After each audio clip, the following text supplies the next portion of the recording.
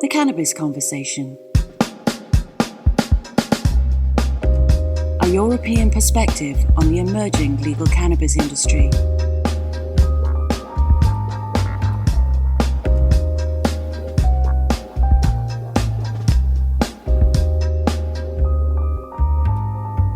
Welcome to the Cannabis Conversation with Anuj, where we explore the new legal cannabis industry by speaking to the professionals that are helping to shape it. On today's show, I have Yoko Miyashita and Janessa Bailey from Leafly. Yoko is CEO and Janessa is editor at Leafly. Leafly is the world's largest cannabis information resource and technology company. Guys, welcome. How are you doing today? Good, thanks. Thanks for having us back, Anuj. Real pleasure. Yes, and wonderful. Welcome, Janessa. Great to be here. Happy to be here. Good. Yoko, you're on the move today. You're traveling. Whereabouts are you today? I am. I'm dialing in from New York. Very nice. Which is a big step to leave my house for the first time in months. Oh, right. Yeah, must be. Bright lights, big city and all that. Yeah, a little quieter than I'm used to in the town. But there's an exciting conference tomorrow put on by the Business of Cannabis folks. Yeah. Talking about legalization in New York. So we're super excited about that. Oh, well, hopefully we'll touch on that as well. Janessa, where in the world are you today? I am in Missouri. Missouri is my home state, and I have been back here since the pandemic broke out. Wow. Yeah, so a little over a year, going on a year and a half now. I have been here currently in St. Louis and making sure that we get some coverage of what's going on in the Midwest at Leafly and living my best life as best I can.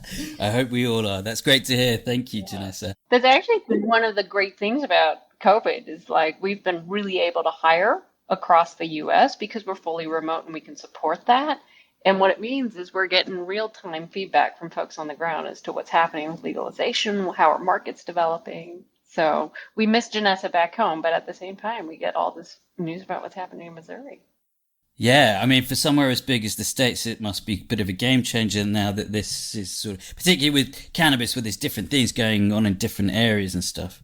It's quite a live debate. How are you finding this? Is a bit of an aside, but how are you finding the remote working thing? Because the debate here, it's been great. It opens up a lot of stuff, but also you kind of miss out on being in, personal company with other people and the way that you learn and body language and all that sort of stuff.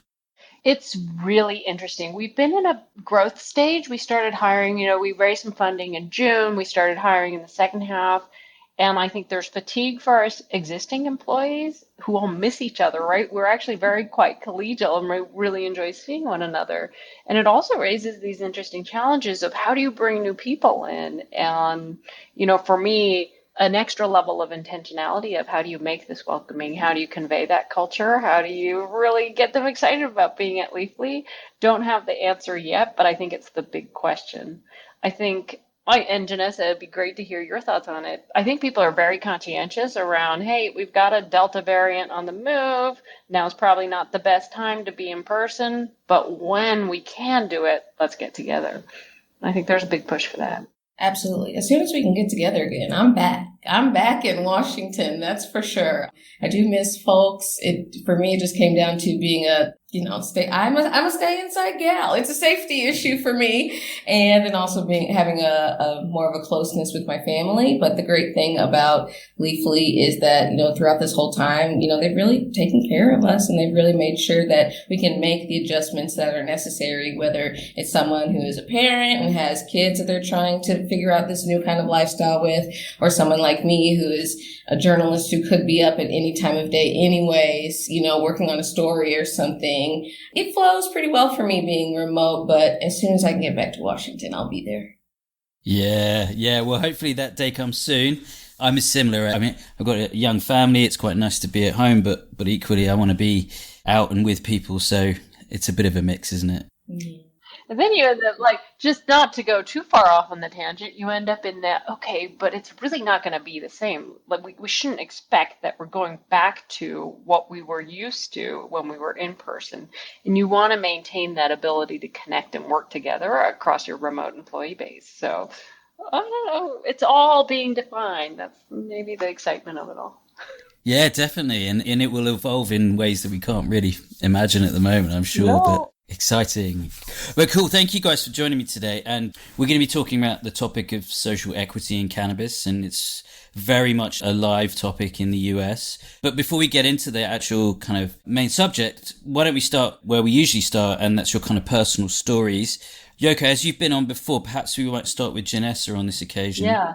Janessa, would you mind just sort of giving us, what were you doing before? You mentioned you're a writer, but like, what were you doing before and how and why did you get into cannabis?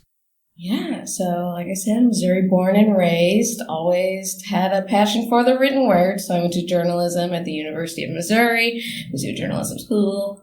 And then out of college, I got my first job as a writer actually in North Carolina. And, that was my first time being able to really see the world, like out of Missouri. I hadn't left so much except for family trips, perhaps. And that is when I kind of started finding myself, honestly, as an adult more and realized that I wanted to kind of recenter myself and understand more what it was like for people in the United States, honestly, that looked like me, different from the rural upbringing I had. I'm from a very small town of just around 2,000 people, right? And so I actually moved to Atlanta from Charlotte, and it was essentially, I can say it now, a bit of a radicalization. It's because Michael Brown had been murdered, and I am someone from the region close to where it was, and I saw these different kinds of social movements and these different kinds of conversations online, and I just wanted to learn more. I wanted to really get down to how people were living and how I can help. I'm someone who naturally loves to help. And so I ended up getting my master's degree in African American Studies in Atlanta. I was working communications jobs at the same time, but also, dabbling in community activism and helping people get out to vote and writing my thesis, which was about social movement, political activism online. And then I got into the cannabis industry, and that was about 2018. And I was in medical. That was my first job. And I was writing there and really cutting my teeth, learning about cannabinoid science, learning about intake methods, learning about, how state specific the entire industry was. And that's where I started, building up my skills and being, feeling confident that I could talk about cannabis. And this is kind of weaving my personal journey back in. I started using Leafly as a consumer in 2013 when I moved out of the state. And that was my own personal journey with cannabis. So I really just wanted to learn what the strains I was getting from my guy were like. And so I've been using Leafly for a long time. And so it just got to this point where I was going to be allowed to, put together my passions for helping people, still talk about weed being this awesome emerging industry. And I applied for a job at Leafly in Seattle from Atlanta, and I got it. I, went through the interview process, got that job, and moved to Seattle. So I was in Seattle for a while, working there. I was pretty much a staff writer working with a lot of different cannabis brands, right? And learning about their stories very closely, very intricately, learning about the actual problems that they were facing.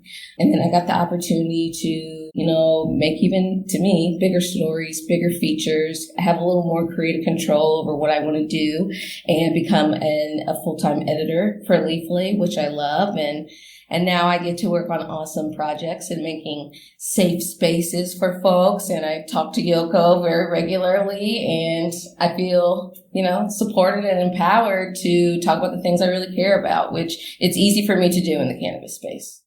Yeah, that's brilliant. So you get to kind of combine your passion with your work and end up, probably one of the coolest brands in the whole space. So well done you. Thank you. Can we riff on that? But let's just riff on that and why we're here and why we're having the conversation. And for me, this is the magic of cannabis. Think about the themes that Janessa just pulled through. Journalism, medical, science, political activism, economic opportunity. That's the magic of cannabis. That's what this plant holds. And I use that word, and I've been kind of self-conscious about using that word magic, but it truly is. Name something that holds that much in terms of avenues and exploration and opportunity for driving real change that this singular plant holds. I get a little giddy about that when we start talking. No, it's incredible. No, a really useful riff as well. I think That's one of the things I love about it. It's just how broad it is and pulling in so many amazing aspects of it. And just, I'm always forever learning more and more. So yeah, it's exciting for sure. And, just before we go over to Yoko for her intro, Janessa, I always like to ask people, did you think about stigma or did you encounter any stigma when you were kind of getting more into this on a professional level, perhaps from family or friends? Oh, absolutely. And to be very frank, it even comes from people within the space of medical marijuana and recreational marijuana.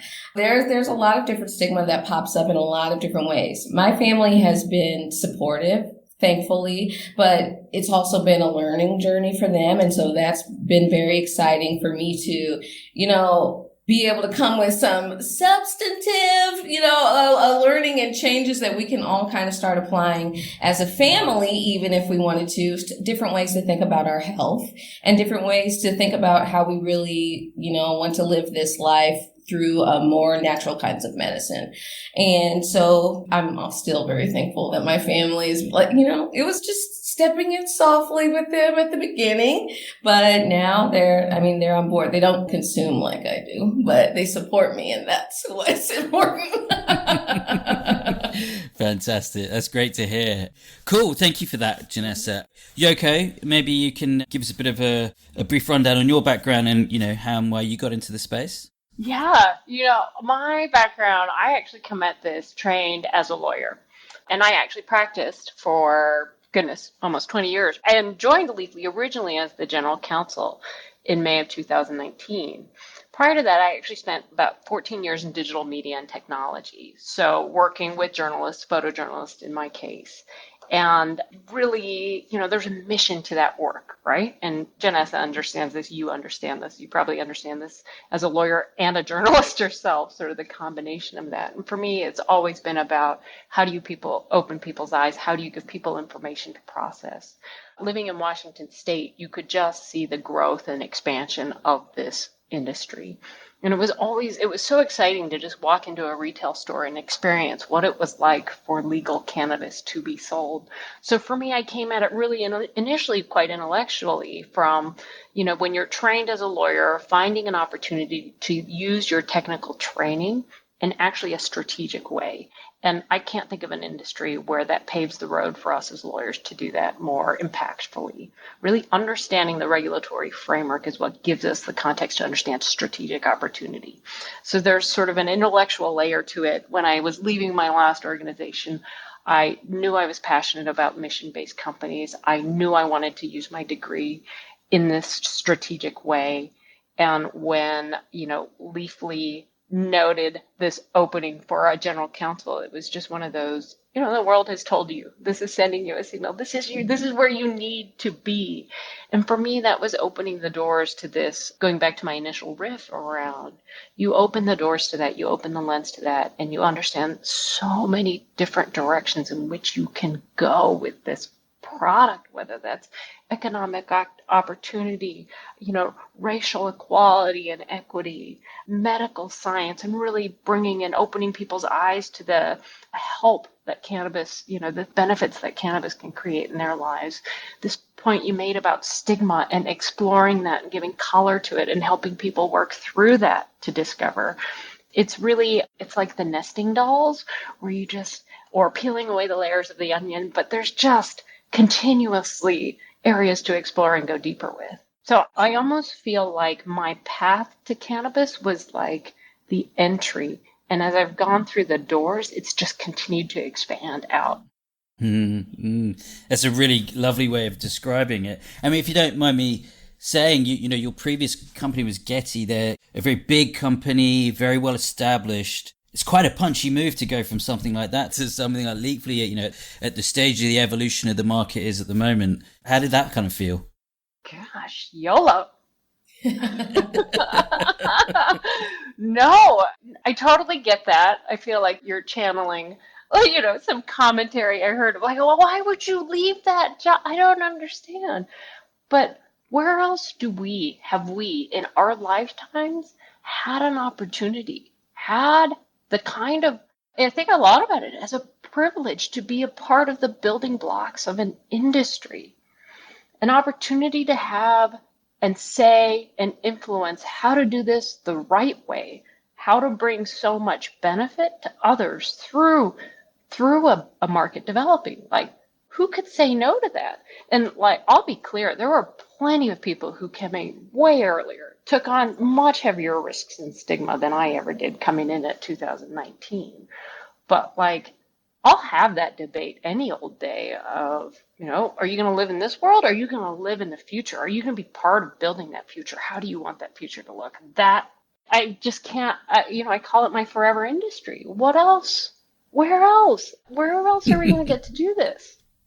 Yeah, I love it. And it wasn't a comment. It was more similar to what I did. I left a big telecoms company, a big corporate telecoms company to kind of find my fame and fortune in this space. But, to also actually find something that had much more meaning. And so I love hearing stories where other people have done something similar.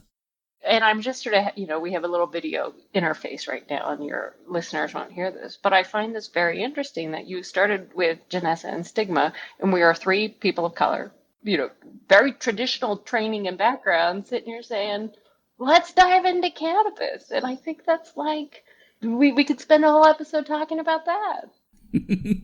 Well, tangentially, we probably are going to touch on some of the points that are relevant. So that's a nice segue. But I mean, for the 3 people on the planet that haven't heard of Leafly, do one of you want to sort of briefly say what you guys do there?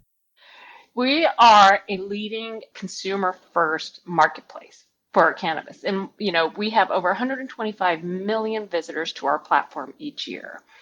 They come to learn about cannabis and discover what they like. What strain do I like? What product is right for me? And then we connect them with over 4,600 licensed retailers and almost 8,000 brands on our platform in North America.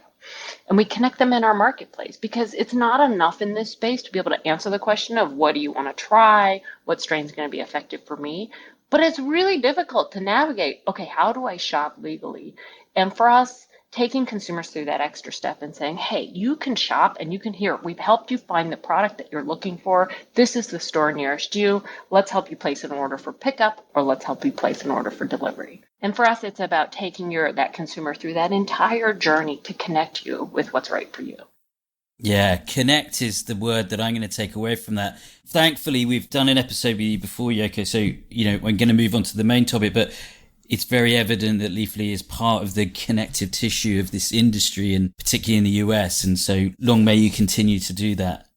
But we're here to talk about social equity in cannabis and a report that Janessa authored. Before we kind of move on to the actual substance of that, would you mind, Janessa, maybe just telling us, what does social equity mean on a high level? What does social equity mean? That's actually where a lot of my work started. How do you come up with a single unit of measurement? How do you come up with who deserves what whenever you're trying to define social equity? And equity is a share of resources. It's a share of the pie. Sometimes it's help. Sometimes it's evening the scales, because we know that historically those scales have been tipped in an unhelpful way. Let's just say that. Sometimes it's money. Sometimes it's ownership. In cannabis, it can be a lot of different things, but most importantly, it needs to address what is unfair that already exists in our industry, and it needs to be able to build our industry up in a way that eliminates a lot of systemic issues that a lot of other industries, particularly in the United States, commonly experience. And I can say industries and just us as Americans in general that we experience. And so social equity, sometimes it depends. Sometimes it can be help with starting a business, and sometimes it could be someone being put in a place where they can make decisions and actually build their company in the way that they want to. But most importantly for me, social equity is a means of accountability and a means of doing something new, acknowledging the gap, first of all, and then closing it, particularly in the cannabis industry where things simply aren't balanced as far as the amount of participation, the amount of access, and the amount of money that people of color are seeing coming out of this industry. So equity can mean a lot, but it's an equalizer, and it's something to me that's definitely necessary. Yeah. Yeah, I do want to layer in. Social equity is also, it's an opportunity that comes out of the unique history of prohibition, right? Like go back to early 1900s when cannabis is actually still legal. It's part of cultural practice. It's a part of medical practice. And then what happens in the 20s in terms of what is this move towards prohibition of a plant that was already part of our regular cultural practices? And it's very racially driven in terms of prohibition itself. But then look at what happens as a result of prohibition. War on drugs, mass incarceration, and you know that the incarceration rates are disproportionately impacting specific communities of color. That's a really unique history for an industry, and you've got to be accountable. You have to take that into consideration as we are building the new legalized market. And I think that's, for me, social equity is the unique opportunity to address that history through legalization. Yeah, absolutely. I mean, it's definitely a very live topic in the US. Does social equity actually extend to any other aspects? So race is obviously the key focus, but would it extend to gender, for example, or social class? I mean, in the UK, and we are, much, much earlier than you guys, but the majority of people in the space tend to be privately educated from, wealthy backgrounds. I wonder, are those sort of issues as well factors in the social equity movement, if you like? I absolutely believe so. In the United States, it is unfortunately a socioeconomic thing with race where it just seems as though a lot of people of color have a lot less money than white people. And so that kind of makes it inherently, about other types of discrimination. And that was one of my very big goals with the report in general. And with my role even here at Leafly is introducing different concepts of intersectionality and realizing how when different people from all around the world are put on these different journeys and they live their different lives, that sometimes their issues compound. And sometimes we have to really look into the way that things are overlapping for them, particularly the amount of money they have and their race in cannabis, and look and see how that is preventing them from entering into this industry or sustaining themselves in this industry, because it's just not the same set of circumstances. And also, as far as someone who, moved from a different place into a bustling, hustling, wealthy area such as Seattle, and seeing, people, sometimes they can live very blissfully in a different environment, and it's just not realistic for other people as much. And that's something that I noted. And I think that's something that I also bring very special to our company is that, even as I was a consumer and I was out there talking to my guy, I could maybe only afford $20 worth of weed at that time, but I still need to relax. I still am curious about this industry. So what is the experience like for people like me or people that, don't even have the freedoms that I have to write about it, work within it? How do we make sure that they're getting included as we continue to legalize and as we continue to make this an American industry, a fair one? Absolutely. So, the main piece of work we're going to focus on today was your report called Seeds of Change. Just what was the genesis of that? Did you pitch it to Yoko and the management team, or were Leafly kind of looking in this area, and how did it all kind of happen? We had all been having a lot of discussions about social equity within our company, and I had been able, part of my role as editor is that we do have different partnerships and work on different projects with different partners that that are aligned with our values. And so I've been doing some of that work and some of that writing, and I don't know, sometimes I just get myself not into trouble, but I get myself committed to big old projects, and Seeds of Change was one of those projects. And it was important to me. And it was, Yoko, no one ever told me how thorough Seeds of Change needed to be, but that's something that I felt as though the level of work that I could provide and the information that I felt our industry needed. It got to a very frustrating place with racial tension in the United States last year. A lot of it came to a head. And this is when I was researching and writing this report. And, as the author of it, I decided this is the time when we're all going to get on the same page, or the same 35 pages about what the issues are. And so I ran with it, and I did get inside. Yoko read it before it went public. We published it. And the whole way. People were proud. People had, ideas. There was someone would come in with a data resource and be like, this will help strengthen this argument. But everyone was very supportive. And when it ended up being as long as it was, that's just what it is. That's the first one we need to do. And thankfully, I was able to address the huge barriers that have gotten us to this place, which is important to me to address our past so that we can do better in the present and the future. Yeah. And maybe we'll get into a bit of the substance. What were the main sort of findings that you've discovered? Yeah, so first and foremost, we discussed the rate of Black ownership in the cannabis industry, which I would hope would be a lot higher. But the first discovery was being part of the jobs report and realizing the immense lack of data that there is about the cannabis industry and the way that states they're not keeping data in order to solve social equity problems. Let's say that. Is that a stage of the industry as well? I think so. I think it is a stage of the industry, but also I think it's oversight. And I think it's trying, that our industry is very unique and we have to bring a lot of different groups together in order to get legislation passed and to get cannabis legalized in the state. And sometimes that comes with sacrifice, negotiation, and sometimes it doesn't all get set up. And that's something else I love about Leafly is we are cannabis experts. And when you have someone like Bruce Barcott, who has been in this industry and looked at this data for years and years, we do have the authority to say the data isn't there. We continually check for it and it's not there. And that needs to be rectified because with social equity, we start coming into terminology like disproportionately harmed communities. So how do we measure that harm? Who are we considering in these times? We have to have an accurate idea of different people that are experiencing those barriers that we discussed, which in the report really focused on criminal justice, economic persecution, and healthcare access. So we want to talk about the communities that for one reason or another, when it comes to cannabis, can't access it or participate and receive the same benefits as everyone else in those three categories. And then identify real ways that we can actually try to help make our industry better and we can actually try to deliver on equity. And so I reviewed a lot of policy and a lot of conversations from cannabis regulators, from different state politicians. I did my best to canvass the country, talk to different people, talk to real businesses about what their problems were, and come up with solutions that could actually be put in place and had been somewhere in the U.S.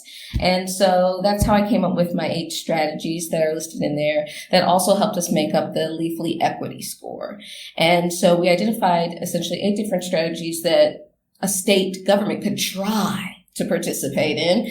But then we also weighted them because something like automatic expungement is is way more important than a nice program coming out of a health department. That would be nice. I do want to see us do that. But we did also have to go in and decide, what do we really think is the most important and what is really going to push us forward the most? And that was licensing programs. That's getting records cleared so that everyone can live in a world where cannabis is decriminalized or legal for them. They're not constantly running into repercussions of an old arrest or something like that. That is always protecting medical patients, always keeping at the forefront that cannabis is medicine and that people have the right to access their medicine.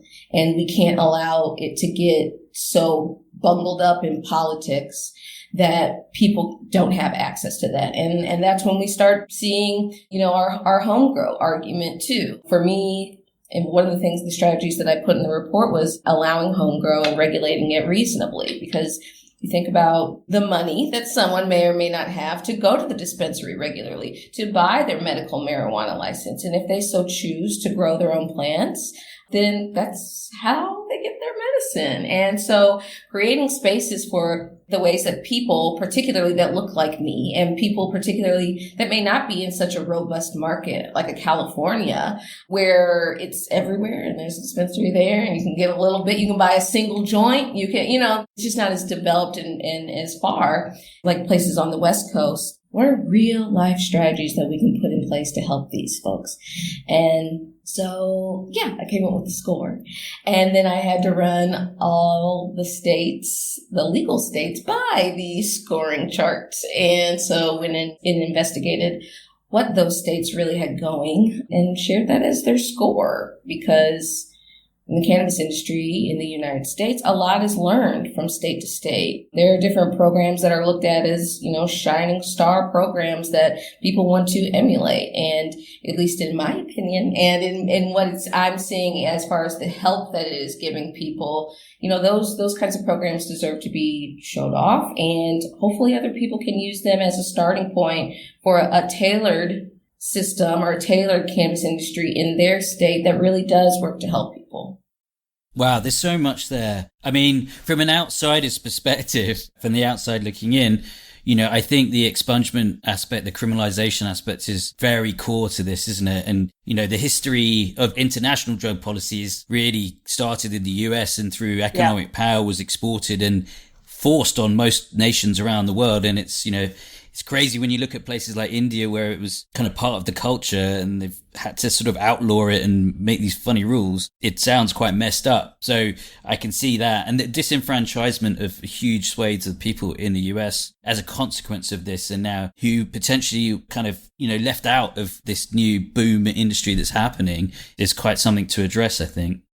Literally, right? And that's where regulation and policy comes into play. Literally blocked out because you may be incarcerated for a cannabis crime, and literally locked out because you may have licensing schemes that say if you have a record, you can't participate in the industry. So it's like the level of absurdity when you start to unpack it is, I don't even have the right adjective for it. It's just mind-blowing. Yeah. Totally.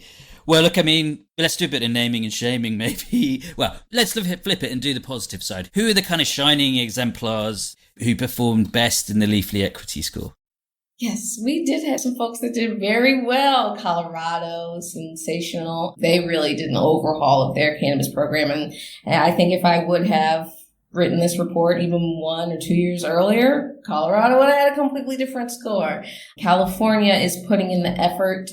What is difficult about California is that everything is so different from city to city and what they're doing. But overall, the state is trying. And then that's great because, they have such an established market. Illinois came in as a relatively new state within these last few years and put essentially their money where their mouth is, by my interpretation, by setting up an entire fund to help cannabis businesses so that they can get loans, low interest loans, so that people that apply for social equity in that state actually have some seed money, right? Because that was something else that we noticed, less than 2% of venture capital is even getting to these cannabis businesses. We like to think that there are incubators and programs that are helping people, which there are, but we're at a point where it's like, no, people need a lot of help. Starting a cannabis business can range from $100,000 to $500,000. And that could be a conservative estimate depending on if there are any, impact fees once you start a business or anything like that. But how are people with not a lot of generational wealth expected to put up $500,000 for a business? It's not realistic. And so it's just important to, give precedence, I will say, to programs like in Illinois that are really helping people. And then we had states like New York that, just had advocates and people on the line ready to make sure that their bill passed the way that they wanted to pass and that it included equity. And so those are the kinds of things that got states big points in my book because they're real applicable solutions. And I do want to add that it doesn't ever mean that a state is doing something perfectly, but it does, by creating a Leafly Equity score, we wanted to, put a sense of accountability out there for how hard these different states and these programs are trying to help people. And that was what was most important to me whenever we created the equity score, was for folks to see, okay, there are a few more things we could be doing to help both businesses in our state, consumers in our state, and then even, more people on top of that. Absolutely. I think this is where it gets really interesting from a legislative perspective. And thinking about and look at each state by state's legislation, legalization efforts, and then look at the federal level, the U.S. federal level in terms of bills for legalizing. And social equity is built into, especially the newer states that are legalizing. Janessa noted this point around in New York, the folks here who held the line. You know, the bill was set to pass in 2020, but advocates said there's not enough in here for social equity and held up the vote. And it didn't pass in 2020. It came back through in 2021, strengthened provisions for social equity. But that's the unique aspect that we were talking about at the outset. There's a unique history, and in the legalization efforts, we're addressing that unique history through these policies. 100%. I mean, what was really nice about what Janessa just described there is Colorado was one of the first states, wasn't it? Yep, along with Washington State. 2012. Yeah, but this stuff isn't going to change overnight, and they have clearly kind of looked, and it will continue hopefully to kind of reappraise how they are doing in these areas. And, you know, as more intel comes in and you see more effectiveness in certain measures, hopefully that will change things. And then Yoko added, the nice thing is that new states that are coming online, this is sort of hopefully going to be built in from the start. Yeah. Showing some real progression, which is great. Well, as we come towards the end of the interview, and we could go on for ages, I would love to, but I guess, Janessa, what do you think, you know, a couple of the most effective measures you've seen at kind of successfully kind of trying to address these situations? As reflected in the equity score, I'm always going to go with expungement measures, and those are automatic relief expungement measures. In looking through a lot of the different programs that states had set up, sometimes there was an application process that people had to go through. They had to go somewhere, they had to get a lawyer, they had to fill out a form and wait some time. If I can walk into a dispensary in a state and get my cannabis, then I think that getting that charge off my record should be just about as easy. And so I definitely always going to lean into any state or city that has expungement measures. And that's, again, another toughie. You know, there's a city like LA that has their own individual, you know, just did a round of expungements, but I can't necessarily give all that to the whole state of California, but I will try. And then honestly, I liked Illinois going into it with the intention of looking out for social equity advocates. It didn't work so great, but the intention was there, and that's a good starting place, right? The words were actually in their legalization law. I want to see the words in the bills. I have a bill printed out right in front of me because I'm constantly, you know, looking at the actual text. What does it say in here? How, again, do they define a disproportionately harmed community? Who are we really helping? And then I will just have to say, what's other states do I really like with their specific policy? Can I add one? I think the area around encouraging business and access to capital is quite a big area that, again, I'm seeing in the UK, and like we are just beginning here, but I think for a lot of people, they don't have the access because maybe the person on the other side of the meeting room doesn't look like them who's dishing out the money. And I think this also is a massive factor in why women get much less VC funding than men. And then, you know, similarly, background and socioeconomic background. Are you seeing kind of cool like incubators and stuff? You mentioned that earlier. Or do you think we could see more of those type of things? I definitely think that we can see more on the East Coast. On the West Coast, they're really starting to take off. I've been able to do some reporting and some following along of great companies and brands like Ease in California that are, you know, have incubator programs and are actually allowing these fairly along, you know, they're well ideated businesses. They're not just, you know, just a simple, oh, I want to start a dispensary. But these people who have really put in the work, come up with a business plan, are ready to put, you know, rubber to the road and start their business. How can you actually help them? You help them by making connections. You do help them by giving them some money, but you also help them by just getting the word out. And so that was a really fun part of my year earlier this year was I was able to see how those incubator programs work and really get in and, you know, see how the challenges, again, that real people are facing and what the real solutions are. And so that was really exciting to see out of California, but I know that they expanded all over the nation. And hopefully in the future, we do see programs like that on the East Coast as well, because I know those businesses, New York, New Jersey, Virginia will be coming. They're going to need help. Yeah, absolutely. Cool. Well, Yoko, would you like to kind of close it out with some final comments? Goodness, I just feel like, Janessa is so in depth here and has 100%. imparted so much of the benefit of, she spent months going deep into this report.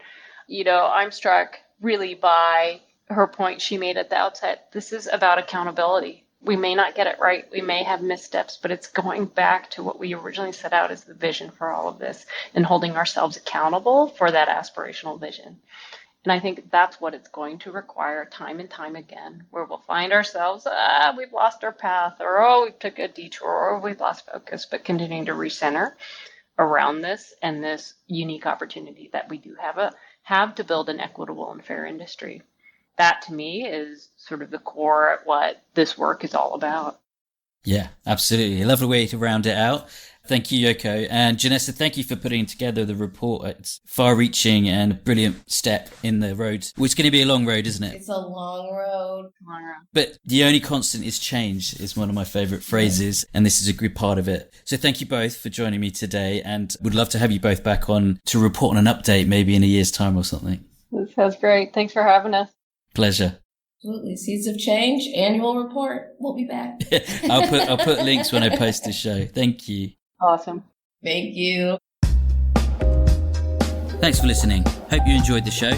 If you did, please subscribe, rate, review and share the podcast. It will help me spread the good word on how this amazing industry is developing. I work with various cannabis startups to help them get funded and grow. I also work with corporates and international cannabis companies to help them understand and navigate the European cannabis sector. We're working with some great clients across the cannabis value chain, and we'd love to help you too. Please visit www.canverse.global to get in touch.